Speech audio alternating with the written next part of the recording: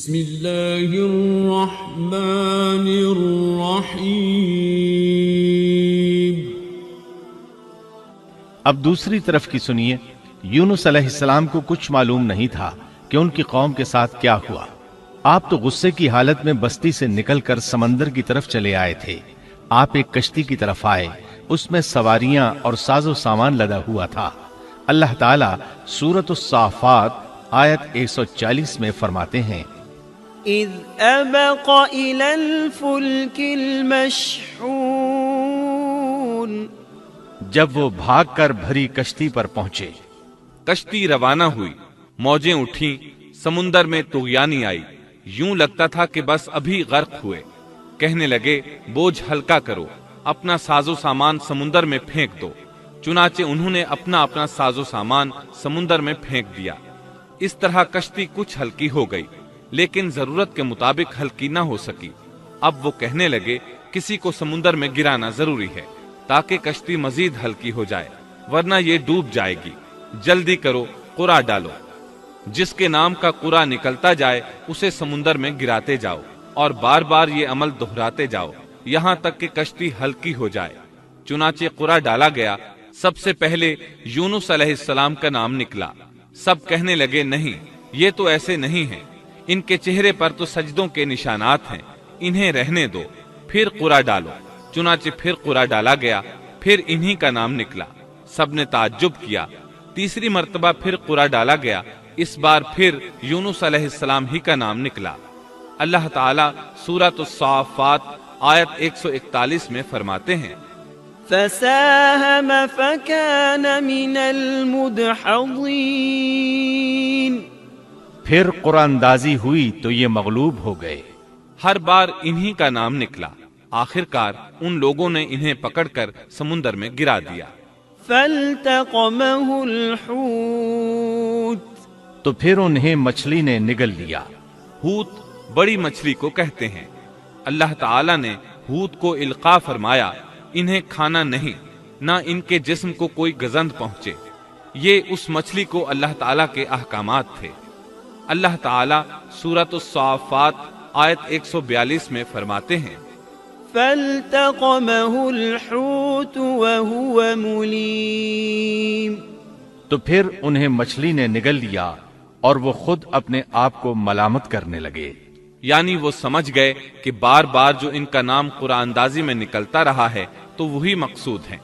چنانچہ خود کو ملامت کرنے لگے، اور یہ ملامت توبہ کی ابتدا ہے کہ انسان خود کو ملامت کرتا ہے۔ اب یونس علیہ السلام مچھلی کے پیٹ میں تھے۔ اللہ کی قدرت، آپ مچھلی کے پیٹ میں 3 دن تک رہے۔ بعض روایات میں 7 دن اور زیادہ سے زیادہ مدت 40 روز آئی ہے۔ آپ نے مچھلی کے پیٹ میں اللہ تعالیٰ کو پکارا۔ اللہ سورۃ الانبیاء آیت 87 میں فرماتے ہیں، فنادى في الظلمات، آخر کار وہ اندھیروں کے اندر سے پکار اٹھے۔ علماء نے یہاں 3 اندھیروں کا ذکر کیا ہے، مچھلی کے پیٹ کا اندھیرا، سمندر کا اندھیرا اور رات کا اندھیرا۔ گویا ان پر یہ سارے اندھیرے اکٹھے ہو گئے تھے۔ اللہ سورۃ الصافات آیت 143 اور 144 میں فرماتے ہیں، فلولا أنه كان من المسبحين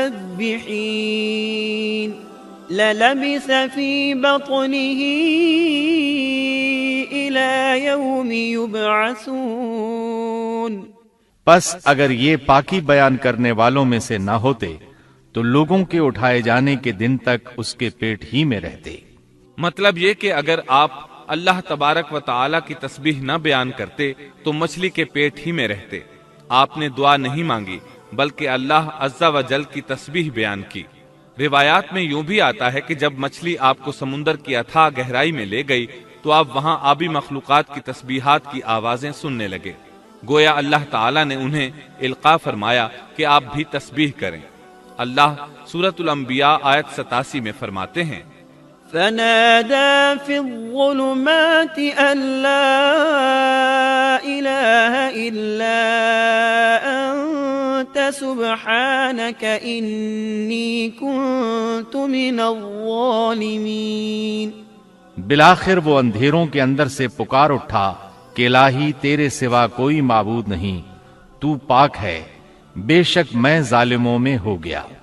چنانچہ یونس علیہ السلام نے اس تسبیح کے الفاظ کو یوں ادا فرمایا: لا إله إلا أنت سبحانك إني كنت من الظالمين۔ امام احمد، امام ترمذی، امام نسائی اور دیگر ائمہ رحمہم اللہ نے یہ حدیث نقل کی ہے کہ یونس علیہ السلام کی وہ دعا جو انہوں نے مچھلی کے پیٹ میں مانگی تھی وہ یہی ہے: لا إله إلا أنت سبحانك إني كنت من الظالمين۔ جو بھی مسلمان یہ دعا اپنی کسی حاجت میں مانگے گا، اللہ تعالیٰ اس کی دعا ضرور قبول فرمائے گا۔ یہ دعائے مستجاب ہے، مقبول دعاؤں میں سے ہے۔ اسی دعا کے بعد اللہ تعالیٰ نے یونس علیہ السلام کو اس پریشانی سے نجات عطا فرمائی۔ اللہ سورۃ الانبیاء آیت 88 میں فرماتے ہیں: فاستجبنا له ونجيناه من الغم وكذلك ننجي المؤمنين۔ تو ہم نے اس کی پکار سن لی اور اسے غم سے نجات دے دی، اور ہم ایمان والوں کو اسی طرح بچا لیا کرتے ہیں۔ ایک صحابی نے نبی کریم صلی اللہ علیہ وسلم سے پوچھا: اے اللہ کے رسول صلی اللہ علیہ وسلم، یونس علیہ السلام نے جو دعا مچھلی کے پیٹ میں مانگی، کیا وہ صرف انہی کے لیے تھی یا ان کے بعد اہل ایمان کے لیے بھی ہے؟ تو آپ نے فرمایا: یہ دعا یونس علیہ السلام کے لیے خاص تھی اور سب اہل ایمان کے لیے عام ہے۔ کیا تم نے اللہ تعالیٰ کا یہ فرمان نہیں سنا؟ وَكَذَلِكَ نُنْجِي الْمُؤْمِنِينَ۔ اور ہم ایمان والوں کو اسی طرح بچا لیا کرتے ہیں۔ جو بھی اس دعا کو پڑھے گا اللہ اسے رنج و غم سے نجات دیں گے۔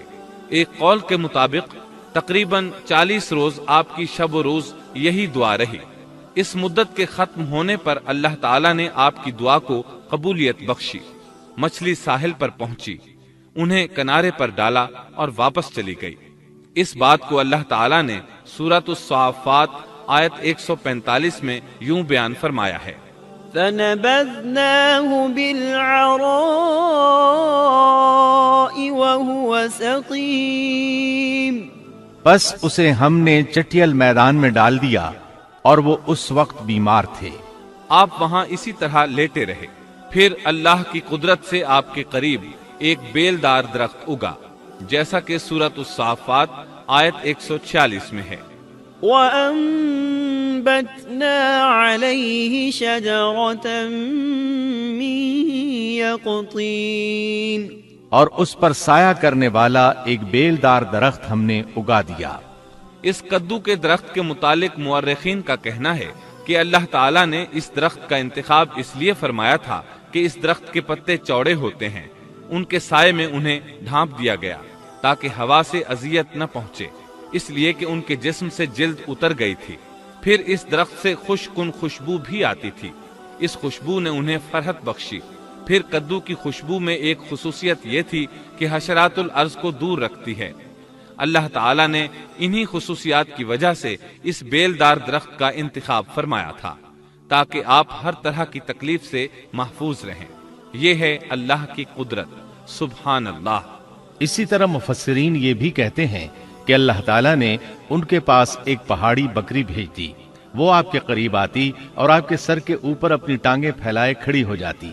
اس طرح اس کے تھن آپ کے منہ میں چلے آتے اور آپ ان سے خواہش کے مطابق دودھ پیتے۔ یہ تھا آپ کا کھانا اور پینا۔ رفتہ رفتہ آپ کی حالت بہتر ہو گئی، توانا اور تندرست ہو گئے، پھر آپ اٹھنے کے قابل ہو گئے، اور یہ سب اللہ تعالیٰ کی مہربانی سے ہوا۔